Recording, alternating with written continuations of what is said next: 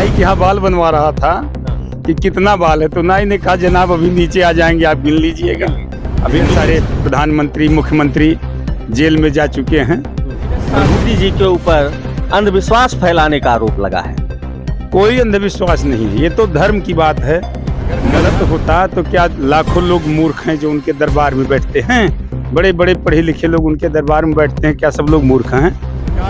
विकास की बात करती है, किसानों की बात करती है, लेकिन ये सरकार खाली अपनी कुर्सी में लग करके और वाहवाही लूटने वाले लोग हैं। इनको किसी हर नगर पंचायत में हमारा प्रत्याशी होगा और हम इसकी तैयारी कर लिए, हमारी समीक्षा चल रही है।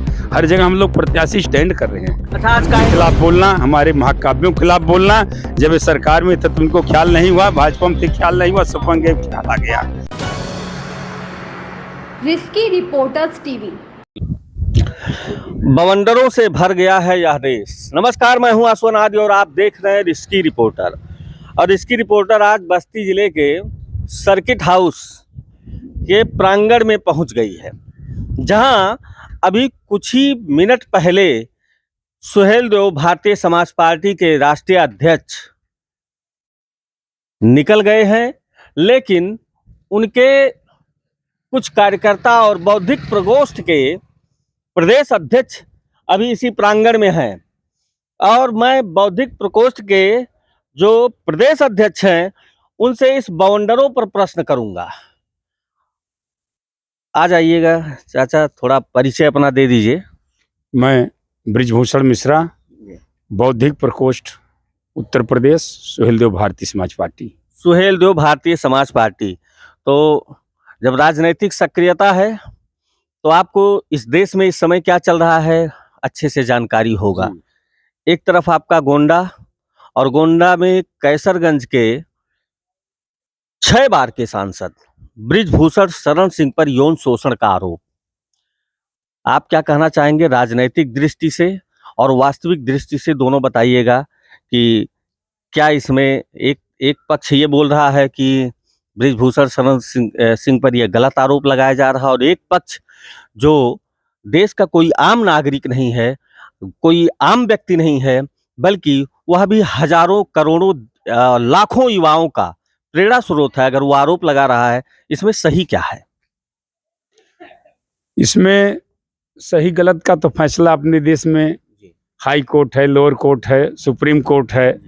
तमाम रास्ते खुले हैं लोगों को न्याय लेने के लिए, और किसी के आरोप लगा देने से, ऐसे कह देने से मैं नहीं समझता कोई आरोपी हो जाएगा। किसी के कहने से बहुत सारे विकल्प हैं उनको सिद्ध करने के लिए। लेकिन ये चीज कहिएगा, ठीक है आरोप लगा देने से कोई आरोपी कोई जो है अपराधी नहीं हो जाएगा, लेकिन समस्या इस चीज की है कि जो आरोप लगाने वाला है कोई आम आदमी नहीं है कि पैसे के लिए लगा दिया होगा। आरोप लगाने वाला भी जो लोग बैठे हुए हैं जंतर मंतर पर और जिन्होंने आरोप लगाया है वह इस देश के प्रणेता हैं। तो क्या गलत आरोप उनके द्वारा लगा दिया जाएगा? गलत आरोप मैं नहीं कह रहा हूँ गलत आरोप लगा दिया जाएगा, लेकिन आरोप हैं, जांच चल रही है, सामने आ जाएगी बात खुल करके, दूध का पानी अलग हो जाएगा। बहुत विलम्ब उसमें नहीं है। कोई नाई के यहाँ बाल बनवा रहा था कि कितना बाल है, तो नाई ने कहा जनाब अभी नीचे आ जाएंगे, आप गिन लीजिएगा। अभी विवेचना चल रही है, अभी हम उनको दोषी नहीं कह सकते, अभी उनको हम अपराधी नहीं कह सकते, जब तक विवेचना साफ नहीं हो जाती है। हो सकता है किसी स्वार्थ में कोई लगा हो, किसी स्वार्थ के तहत लगा हो, कोई साजिश हो रही हो, या अगर दोषी होंगे तो जेल जाएंगे, अपना सजा भोगेंगे। क्या मतलब ये विश्वास किया जाए जेल जाएंगे? वैसे अभी तक लालू यादव के अलावा दूसरा कोई दिखाई नहीं दे रहा है जेल में चला गया, टेनी को नहीं भेजा गया। सही आप कह रहे हो, लेकिन इसी देश का इतिहास है, इंदिरा गांधी से लेकर के अब तक में ढेर सारे प्रधानमंत्री मुख्यमंत्री जेल में जा चुके हैं। प्रभु की कृपा, अगर दोष है तो बचना मुश्किल है, दोष नहीं है तो इस अल्लाह गुल्लस आरोप से कुछ होने वाला नहीं है। अच्छा, दूसरा एक बड़ा मुद्दा आपके सामने है। बागेश्वर धाम के धीरज शास्त्री जी के ऊपर अंधविश्वास फैलाने का आरोप लगा है। कोई अंधविश्वास नहीं है, ये तो धर्म की बात है, मजहब की बात है, और कोई धर्म आपस में कटुता और द्वेष फैलाने का काम नहीं करता है। द्वेष फैलाने का काम नहीं करता है कोई भी धर्म। वो धर्म एक अच्छा संदेश देता है। इतने लोग बड़े बड़े पढ़े लिखे आला अफसर अधिकारी, बड़े बड़े नेता, लाखों लाखों की भीड़, कई प्रदेशों में कार्यक्रम, विदेशों तक में धमक।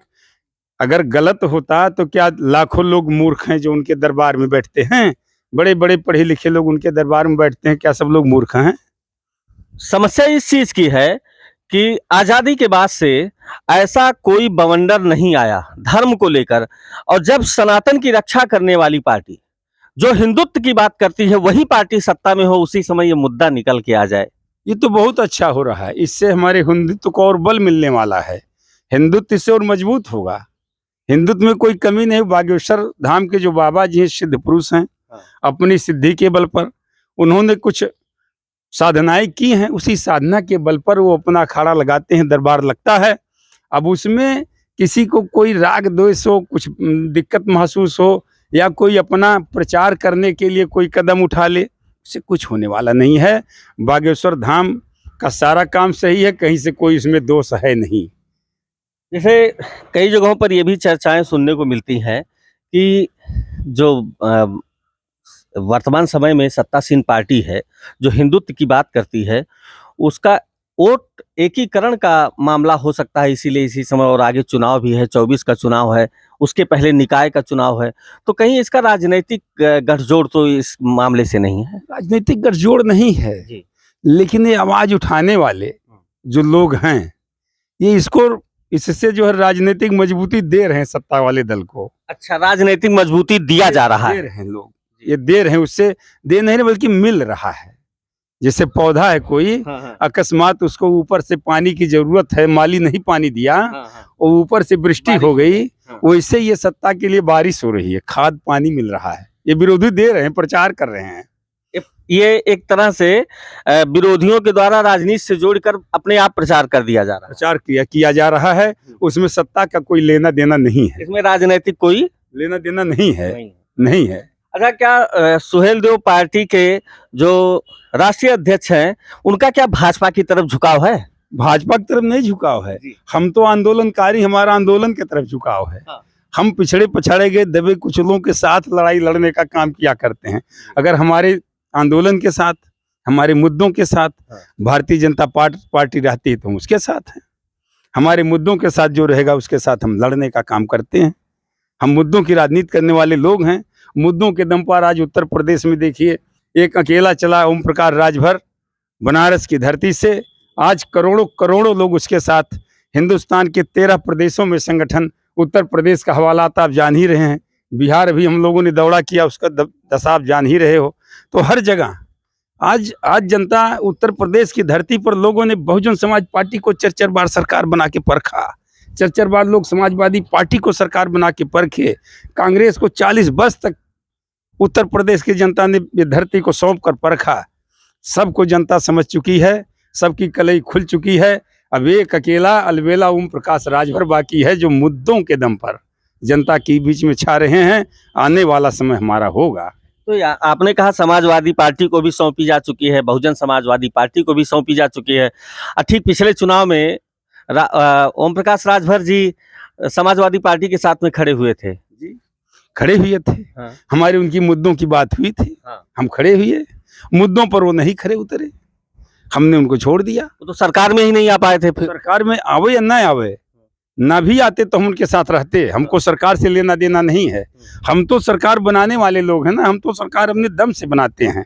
इतनी ताकत हमारे अंदर में है कि हम उत्तर प्रदेश की धरती पर जिसकी चाहेंगे उसी की सरकार बनेगी, दूसरे की सरकार बनने वाली नहीं है। ऐसी व्यवस्था इस देश में धर्म पर बात चल रही है, जो असली मुद्दा है रोजगार और महंगाई, इस पर तो कोई बात ही नहीं चलती। आप लोग को तो इस पर भी बात करनी चाहिए। हम ही लोग तो उत्तर प्रदेश में ऐसे हैं, हमारा ही दल ऐसा है जो रोजगार के मुद्दे पर, नौकरी के मुद्दे पर, व्यवसाय के मुद्दे पर, आम जनमानस के दुख दर्द के मुद्दे पर लड़ने वाला खाली एक ही पार्टी तो है, ओम प्रकाश राजभर की ही पार्टी काम कर रही है, और किसी दल का कोई ध्यान नहीं है। नहीं, इधर तो मंच से मोदी जी भी चिल्लाते हैं कि हमने करोड़ों रोजगार दे दिए, योगी जी भी चिल्लाते हैं करोड़ों रोजगार दे दी।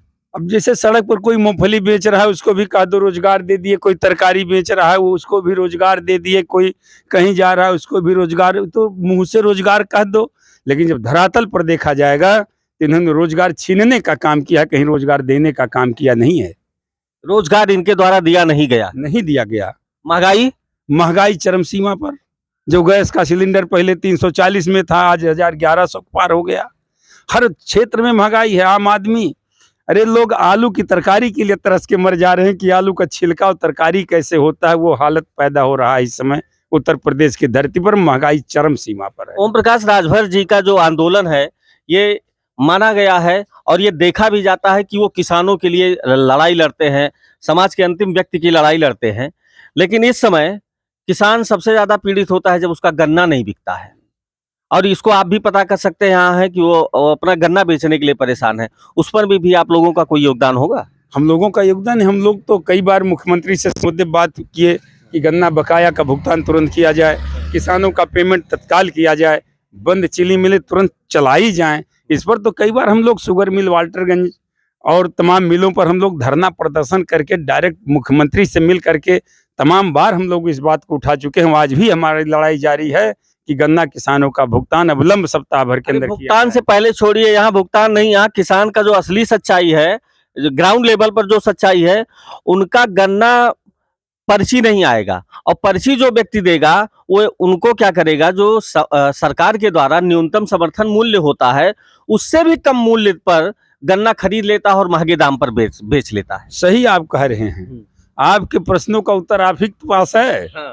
कहीं ढूंढना थोड़ा है। वही तो मैं चाह रहा हूँ कि आप बता दें, उत्तरवा कम से कम दर्शक लोग भी यही तो सरकार की देन है। हाँ। यही सरकार दे रही है किसानों को, भारत के यही पार है उत्तर प्रदेश के किसान कि अपना समर्थन मूल्य अपने गन्ने का उनको नहीं मिल पा रहा है, बिचौलियों के माध्यम से कम मूल्य में बेचना पड़ रहा है। और सरकार विकास की बात करती है, किसानों की बात करती है, लेकिन ये सरकार खाली अपनी कुर्सी में लग करके और वाहवाही लूटने वाले लोग हैं। इनको किसी की कोई सुध नहीं है। किसानों की बात आप लोग करते हैं तो आप लोग को ये प्रश्न भी करना चाहिए कि पैकेट पे लिखा होता मैक्सिमम रिटेल प्राइस, और जब किसानों की बात आती है तो सरकार वहां घोषित करती है न्यूनतम समर्थन मूल्य। इनके लिए न्यूनतम, और जो अमीर है अंबानी है उसके लिए मैक्सिमम। वो तो व्यवस्था इससे बन गई है। हाँ। कि हमारा आपका गेहूं 20 रुपया, 28 रुपया, 25 रुपये में, और वही गेहूं जब चला जाएगा व्यापारी के यहाँ तो पार्ले जी बन करके चला आएगा। बाबा रामदेव पतंजलि का दूध ग्लूकोज बना देंगे।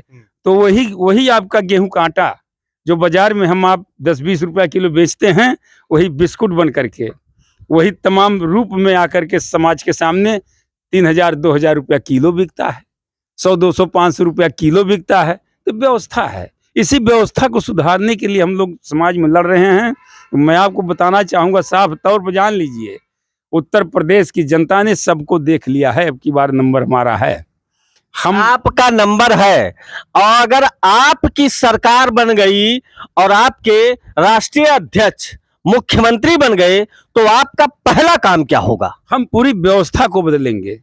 हम पूरी व्यवस्था बदल देंगे। हम तो सबसे पहला काम समाज के जो सबसे नीचे उपेक्षित व्यक्ति हैं, हमको सबसे पहला लाभ उनको देना है।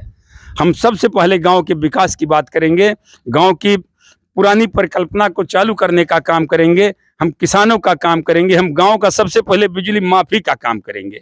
जो हमारे गांव का ग्रामीण बिजली की व्यवस्था है, हम चाह रहे हैं कि पूरे उत्तर प्रदेश में ग्रामीणों की बिजली माफ कर दी जाए।